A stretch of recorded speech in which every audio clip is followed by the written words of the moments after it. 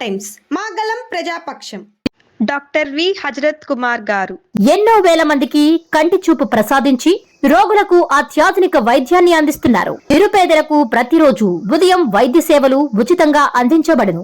వెంటనే సంప్రదించండి. విజేత కంటి వైద్యశాల, కెనరా బ్యాంక్ పక్కన, బాబు ఐస్ క్రీం ఎదురువీధి, Brindavanam, Nellore. Welcome to Jana Times. Udayagiri నియోజకవర్గంలో టీడీపీ కార్యకర్తలు కరువయ్యారా?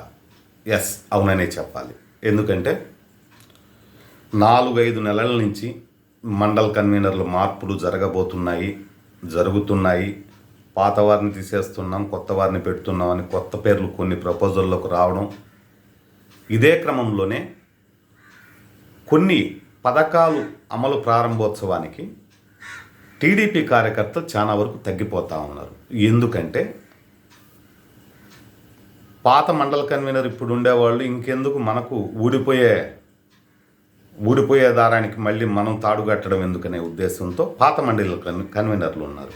కొత్తగా రాబోతున్నారు అనే మండల కన్వీనర్లు ఎమ్మెల్యే గారు ప్రకటించిన తర్వాతనే మనం రంగంలోకి దిగుదాం అనే ఉద్దేశంతో వాళ్ళు ఉన్నారు. దానివల్ల కార్యకర్తల సమీకరణకు, ప్రభుత్వ పథకాల ప్రారంభోత్సవాలకు కార్యకర్తలు చాలా కరువు అవుతూ ఉన్నారు. అందువల్ల కార్యకర్తలను బలోపేతం చేసుకోవాల్సిన బాధ్యత పూర్తి స్థాయిలో మండల కన్వీనర్లకు ఉంటుంది.